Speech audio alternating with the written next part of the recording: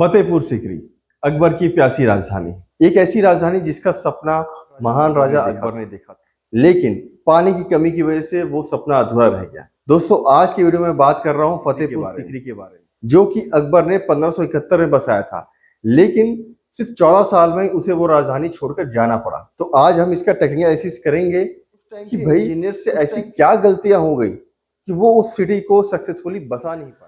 अकबर ने 1571 के आसपास अपनी राजधानी फतेहपुर सीकरी शिफ्ट किया था और एक जो सिटी में होना चाहिए वो सब कुछ वहां पे था। एएसआई और यूनेस्को की रिपोर्ट के अनुसार वो उस समय अर्बन प्लानिंग का मास्टरपीस थी। मींस उस टाइम मौजूदा जितने भी सिटी बसाई जा रही थी उनमें वो सबसे बेहतरीन सिटी थी। लेकिन इंजीनियरिंग की मोटी चूकों की वजह से वो सिटी उसे सिर्फ 14 साल मतलब कि 1585 के आसपास छोड़कर जाना पड़ा और उसे अपनी नई राजधानी आगरा में शिफ्ट करना पड़ा। दोस्तों, यूनेस्को और एएसआई की रिपोर्ट्स के अनुसार वहां पे पानी की कमी एक बहुत बड़ा रीजन था कि उनको वो सिटी छोड़कर जाना पड़ा। लेकिन अगर आप सिटीज को देखेंगे तो वहां पे वाटर रिसोर्स के लिए, वाटर कलेक्शन के उन्होंने बहुत सारे इंतजाम किए हुए थे। जैसे कि वहां बड़ी बड़ी बावलियां बनी हुई थी, बहुत सारे तालाब बने हुए थे, टेराकोटा और स्टोन के ड्रेन्स बने हुए थे जिससे कि वाटर को स्टोर किया जा और रीयूज किया जा सके। मतलब कि उस टाइम पे भी वाटर मैनेजमेंट पे उनका ध्यान तो था। तो अगर सिटी में बड़े बड़े तालाब बने हुए थे, बड़ी बड़ी नालियां बनी हुई थी, तो भी फिर प्रॉब्लम क्या हुई? तो दोस्तों, वहां पे सबसे मेजर प्रॉब्लम थी, वहां पे कोई भी पेरिनियल सोर्स ऑफ वाटर नहीं था। पेरिनियल सोर्स का मतलब होता है कि वाटर का एक ऐसा सोर्स जो कि साल भर कंटिन्यू बना रहे। तो फतेहपुर सीकरी में सबसे बड़ी प्रॉब्लम यही थी कि वहां कोई पेरिनियल सोर्स ऑफ वाटर नहीं था। वहां जितना भी वाटर स्टोर होता था वो मानसून के टाइम होता था और उसे ही साल भर यूज करने के लिए रखा जाता था। लेकिन दोस्तों, इसमें एक सवाल उठता है, क्या सिर्फ रेन वाटर को कलेक्ट करके कोई शहर नहीं चलाया जा सकता? जैसे आज भी तो बहुत सारे ऐसे शहर है जहाँ पे बड़ी बड़ी नदियां नहीं है, लेकिन वो उन शहरों में पानी की जरूरतें तो पूरी हो रही है। दोस्तों प्रॉब्लम ये थी कि फतेहपुर सीकरी में आज की डेट में भी वहां की रेनफॉल इंटेंसिटी बड़ी कम है। वहां साल भर में 650 से 700 mm की ही बारिश हो पाती है और राजस्थान का बॉर्डर होने की वजह से वहां पे पानी की कमी हमेशा ही मौजूद रही। वहां पे जो मानसून भी वो हर साल रेगुलर प्रॉपर नहीं आता है।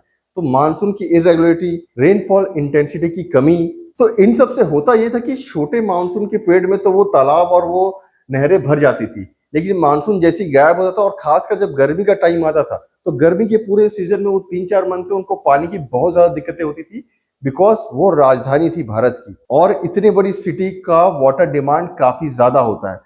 तो पूरी राजधानी जो थी वो गर्मी में पानी से बहुत ज्यादा परेशान हो जाते थे लोग वहां। लेकिन आज के टाइम पे फतेहपुर सीकरी एक लिविंग टाउन है, वो काफी अच्छी सिटी है और वहां पे पानी की जरूरतें भी पूरी होती है। आज के टाइम में भी वहां कोई नई नदी नहीं लाई गई है, लेकिन इंजीनियर्स ने अब वहां पे वाटर रिसोर्स को खोज लिया है। आज के टाइम पे यूपी जल निगम एंड संस्थान उसकी वाटर रिसोर्स की जरूरतों को पूरा करता है। वहां पे ग्राउंड वाटर एक्विफर्स के बहुत सारे सोर्सेज खोजे गए हैं और वहां से ट्यूबवेल्स की मदद से पानी को निकाला जाता है और सप्लाई किया जाता है। और उस समय 1571 के टाइम पे, उस टाइम मैकेनिकल इस टाइप से हमारे पास टेक्नोलॉजी नहीं थी, बिजली का आविष्कार नहीं था, पंप्स का आविष्कार नहीं था कि हम इतने नीचे जो ग्राउंड वाटर मौजूद है उसको हम पंप आउट कर सके या किसी दूसरी सिटी से बहुत दूर तक के पानी को पंपिंग करके लाया जा सके। तो इस वजह से उस समय तो वो सिटी फेल हो गई। लेकिन आज के टाइम पे जो लोकल गवर्नमेंट बॉडीज है और आज की जो इंजीनियरिंग यूज करके उस सिटी को रन किया जा रहा है, वहां की जरूरतों को पूरा किया जा रहा है। और आज के टाइम पे वो city basically rain water collection और जो ग्राउंड वाटर रिसोर्स है उन दोनों को कंबाइंड मिक्सचर्स करके आज वहां पे वाटर डिमांड को पूरा किया जा रहा है और सिटी को सक्सेसफुली रन किया जा रहा है। दोस्तों, फतेहपुर सीकरी सिविल इंजीनियर्स के लिए एक केस स्टडी है, क्योंकि वहां पे रोड, नाली, बड़े बड़े बिल्डिंग्स, मॉन्यूमेंट सब कुछ अच्छे से मौजूद था, लेकिन कमी थी एक एमईपी इंजीनियर की, एक वाटर रिसोर्स कंसल्टेंट की, जो कि वहां पे वाटर से रिलेटेड कैलकुलेशन को प्रॉपरली करता है, सिटी की वाटर डिमांड निकालता है और वो डिमांड उस जगह पे पूरी हो पा रही है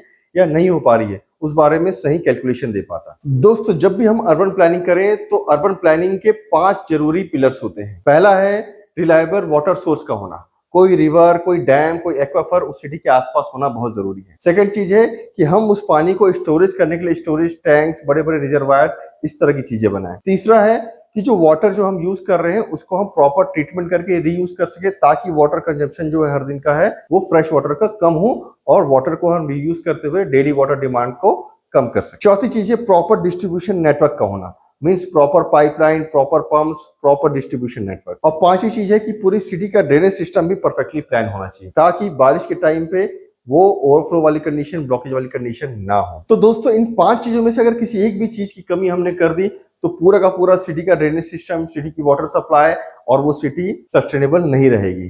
तो इन 5 बातों का जब भी हम प्लानिंग करें, इस 5 बातों का ध्यान देना बहुत जरूरी। दोस्तों, अकबर की राजधानी एक इंजीनियरिंग का मार्वल थी। वो उस समय की सबसे बेस्ट सिटी में से एक थी। उसका इंफ्रास्ट्रक्चर बहुत ही हाई लेवल का था, लेकिन सिर्फ वाटर रिसोर्स की प्लानिंग में थोड़ी सी कमी, थोड़ी सी चूक ने उस सिटी को अनसक्सेसफुल कर दिया उस समय, और 14 सालों बाद ही वो सिटी उन्हें छोड़कर जानी पड़ी। तो दोस्तों, आपको क्या लगता है कि हमारे सिटी प्रॉपर वाटर रिसोर्स के लिए प्लान है या उनमें भी बहुत सारी कमियां हैं? आपके सिटी के ड्रेनेज सिस्टम और वाटर रिसोर्स प्लानिंग में क्या कमी है, कमेंट बॉक्स में जरूर बताएं।